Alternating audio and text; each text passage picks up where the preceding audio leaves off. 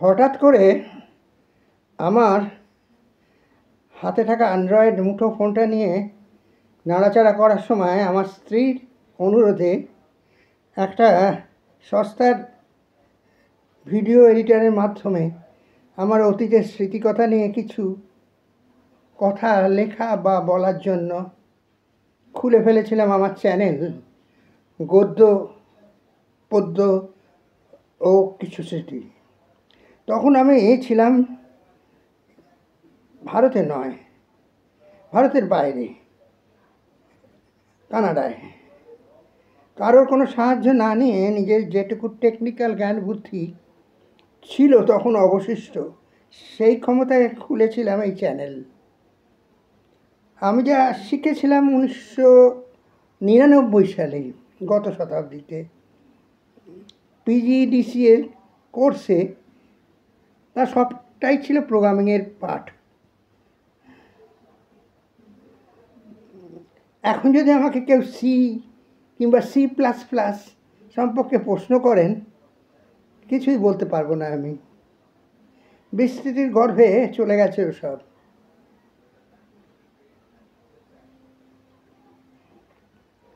গত 25 বছরের মধ্যে অনেক কিছুই পাল্টে গেছে। এখন সফটওয়্যার অ্যাপ্লিকেশনের ছড়াছড়ি, যেটা তখন ছিল না। উইন্ডোজে একমাত্র ভরসা ছিল, আর MS অফিস।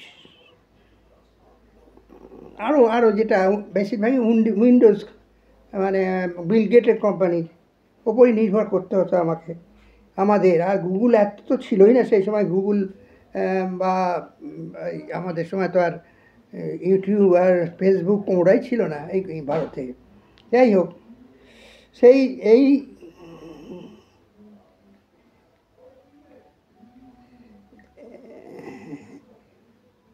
এই যে PGDSC কোর্সের প্রোগ্রামিং যা সব আমি শিখেছিলাম, এখন তো সবই ভুলে গেছি দেখছি। গত 25 বছরের মধ্যে অনেক কিছু পাল্টে গেছে। এখন সফটওয়্যার অ্যাপ্লিকেশনের ছড়াছড়ি।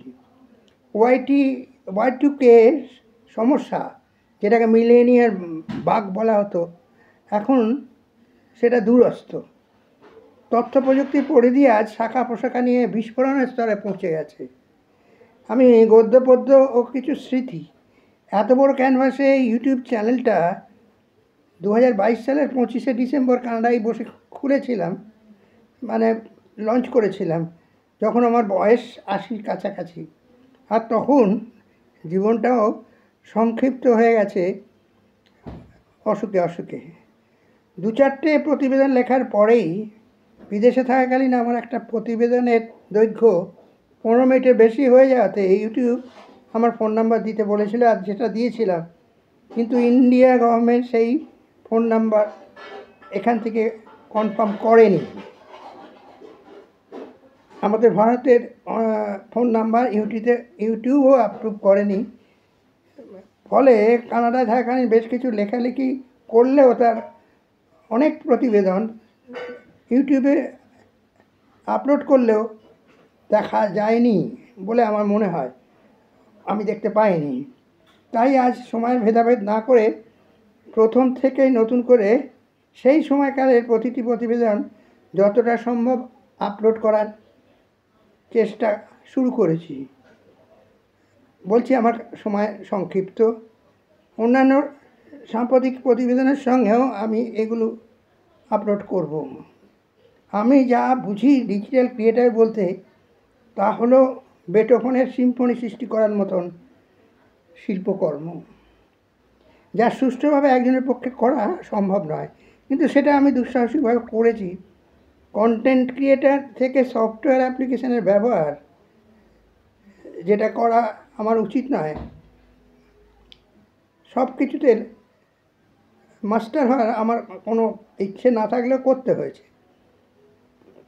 এই জন্য অনেক ত্রুটি হবে, কারণ আমি যা ইউটিউব বা ফেসবুকে যা করেছি সবটাই একটা বলা যায় সময় কাটানোর জন্যে।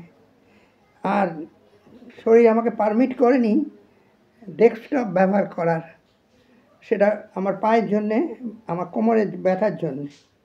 ফলে আমাকে এখন এই মুঠোফোনেই সীমিত থাকতে হয়েছে। তাই মুঠো ফোনে সব কিছু প্রতিবেদন দেওয়া আমার পক্ষে ডিফিকাল্ট হয়ে পড়েছে আজকে দিনে। অবশ্য যেটা নিয়ে আমার মাথা ব্যথা নেই একদমই, কারণ আমি তো অর্থের জন্য এটা করছি না। আমার যা প্রফেশন, সেই প্রফেশনে আমার যা করার আমি করে ফেলেছি, এবং সেটা অধ্যাপনা করার সময় সেটাই যথেষ্ট বলে আমি মনে করি। এখন তো মাথাটাই সক্রিয় নেই বর্তমানে, এখন তো নস্টালজিক, শুধু নস্টালজিয়াই নিয়েই আছি। আজ আমার 81 বছর পার হয়ে গেছে। সময় খুবই কম আমার কাছে। আমার প্রথম পেশা জীবন ছিল সাংবাদিকতা, সেটা দিয়ে শুরু করলেও পেশা হিসেবে অধ্যাপনাকেই বেছে নিয়েছি, আর সেটাতেও আমি আজ নেই সক্রিয়। অর্থ উপার্জনের জন্য ইউটিউবেও নই। আমার এই চ্যানেলটিকে গদ্য পদ্য এবং কিছু স্মৃতির আড়ালে থেকে অনেক কিছুই লিখেছি এবং পড়েছি। কনভেনশনাল ইউটিউব যারা করেন, এক কথায় ইউটিউবার, এটা অ্যাপ্রুভ অবশ্যই করবেন না। কিন্তু আজকের এই ইন্টারডিসিপ্লিন ইন্টারনেটের এবং সোশ্যাল মিডিয়ার যুগে মানুষ কোনো একটা বিশেষ বিষয়ে জ্ঞান অর্জন করলেও সেই বিশেষ জ্ঞানের শাখা ছাড়াও অন্যান্য জ্ঞানের শাখাকে প্রয়োজনীয় টুল হিসেবে ব্যবহার করে থাকেন, যেমন স্ট্যাটিস্টিক্স। আর তাছাড়া তো অন্য প্রফেশনও থাকে, অন্য শখও থাকে। সে শখটা তো আলাদা কথা, সেটা জ্ঞানার্জনের জন্য, অর্থের জন্য নয়। যে আইনস্টাইন তো বেহালা বাজাতেন, কেন বাজাতেন, তা কি বিশেষ উদ্দেশ্য নিয়ে বাজাতেন, তা তো নয়। যেহেতু আমি আমার জীবনের একটা বৃহৎ অংশ চলচ্চিত্র এবং নাট্য জগতের সঙ্গে সংস্পৃষ্ট ছিলাম, আমার স্মৃতির অন্তর্গত এইসব ঘটনা ব্যক্ত করেছি অভিজ্ঞতার ভিত্তিতে। উল্টোরা সিনেমা জগৎ আরও অনেক পত্রপত্রিকা সেই সময় ছিল, আর সাংবাদিকরা তো ছিলেনই, চিত্র সাংবাদিকরা, নাট্যের সাংবাদিকরা, তারা তো ছিলেনই। নাট্য সাংবাদিক একটু কমই ছিলেন। তারা সেই সময় 50 দশকে বিভিন্ন পরিচালক, অভিনেতা, অভিনেত্রী সম্পর্কে যা লিখে গেছেন, তার সবটাই কিন্তু সত্যি নয়। এসবের অনেকটাই ছিল গ্রেভ ভাইন, যার অর্থ গুজব। কারণ এইসব শিল্পীরা সবাই কিন্তু সাহিত্যিক নয়, পেশাগতভাবে তারা সাহিত্যিক নয়। আর এরা সেভাবে লিখতে যাবেনই বা কেন সময় নষ্ট করে? তারা কাউকে দিয়ে লিখিয়ে নিতেন। আবার যারা মনে করতেন নিজের লিখবেন, সেটাও আবার কাউকে দিয়ে দেখিয়ে নিতেন। বিশেষ করে প্রকাশকরা তো নিশ্চয়ই সেটা দেখিয়ে নিতেন। আর সেখানেই যত গরমিল ছিল, আর সেখানেই নিজের লেখা আর আরেকজন সেটা লেখা কারেকশান করার মধ্যে যেসব যে জটিলতা ছিল, তা থেকেই দেখা যায় যে সব কিছু অটোবায়োগ্রাফিটাও পুরোপুরি মানে কি বলবো, সত্য মিথ্যে সব কিছু দিয়েই ভরা। মিথ্যে বলবো না, তবে এটা ঠিকই বলবো অটোবায়োগ্রাফিতেও কিছু জল মেশানো হয়ে থাকে। আর সেই জল মেশান প্রকাশকরাই তাদের লেখাটাকে, প্রকাশকরা তো পয়সার জন্যই পাবলিকেশন করে, এই পাবলিকেশনটা যাতে খায় সেটাই চেষ্টা করে, আর সেটাই করে থাকে। সেই জন্য অতিরিক্ত জ্ঞান সম্পন্ন মানুষজনকে, সেসব বিষয়ে স্পেশালাইজ লোকজনকে দিয়ে ওই অটোবায়োগ্রাফিও খানিকটা এদিক ওদিক করে নেন। সে সবই করেছে। সব কি আপনি কি মনে করেন এই দুটো খণ্ড বসে বসে আমাদের লিখেছেন আমাদের মজুমদার, অত্যন্ত বিখ্যাত তরুণ মজুমদারকে লিখেছেন? সবটা তো যে প্রকাশক, আপনি প্রকাশককে চেনেন আপনারা সবাই, সে প্রকাশকের কতটা তার মধ্যে আছে জল, সেটাও আপনারা একটু ভেবে দেখবেন। তবে হ্যাঁ, উনি একজন অভিজ্ঞ ডাইরেক্টর এবং পরিচালক, এবং অত্যন্ত আগেকার দিনের মানুষ, অত্যন্ত এবং বামপন্থী মানুষ। ভীষণভাবেই জ্ঞান তার আছে এই সাহিত্য সম্পর্কে এবং এই সিনেমা সম্পর্কে। একটা কথা বলে দিই, এখানে আমি যা কিছু লিখব পড়ব সবই আমার মতো করে, কিন্তু আমি আগেই বলেছি আমার ক্যাপশানে যে আমার টাইম মেশিনটা এখন উল্টো দিকে ঘুরছে। ভবিষ্যৎ সম্পর্কে তো কিছু জানিই না, বর্তমান সম্পর্কে এখন সব মনে রাখতে পারি না, কিন্তু এই নস্টালজিক ব্যাপারটা কিন্তু বেশ ভালোই মনে রাখতে পারি। এটাই এই রোগের বৈশিষ্ট্য বলে আমার মনে হয়। এই রোগ কার হয়েছে কী হয়েছে বুঝতে পারেন না তারা, কিন্তু ওই আমাদের ওই যে এবিপি আনন্দে যে আসেন একজন রাহুলবাবু, রাহুলবাবু মতো তোতলাতে শুরু করেন। এই তোতলানোটা মানে কিন্তু ভবিষ্যৎ মনে রাখতে পারছে না।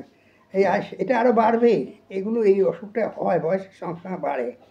এখন এটা হয়েছে অতিরিক্ত চাপ, আরে ওনারা তো অতিরিক্ত চাপের মধ্যে থাকেন, ওদের এটা হয়েই থাকবে। যাই হোক, অনেক কথা বলে ফেললাম, রেগে যাবেন না রাহুলবাবু, অনেকটাই কথা বলে ফেলেছি। যাই হোক, কোথাও আমাদের ওই তো কী বিশ্লেষক, আমাদের বিশ্বনাথ চক্রবর্তী, সফোলজিস্ট এবং বিশ্লেষক, রাজনৈতিক বিশ্লেষক, তারও সেই একই সমস্যা হচ্ছে দেখছি আমি। মনে রাখতে পারছেন, আবার কিন্তু প্রকাশ করতে গিয়ে অসুবিধা হয়ে পড়ছে। এগুলো হবে, বুড়ো বয়সে হয়। আমার তো কিছুই বলতে পারি না। আমি এই যে আপনার এই যে মোবাইলের সামনে বসে যা বলছি, কী বলছি আমি নিজেও জানি না। পরে দেখবো, গিয়ে বলবো যে কোথায় ভুল হয়েছে দেখি। তাই জন্য একটু ক্ষমা করে দেবেন আমাকে।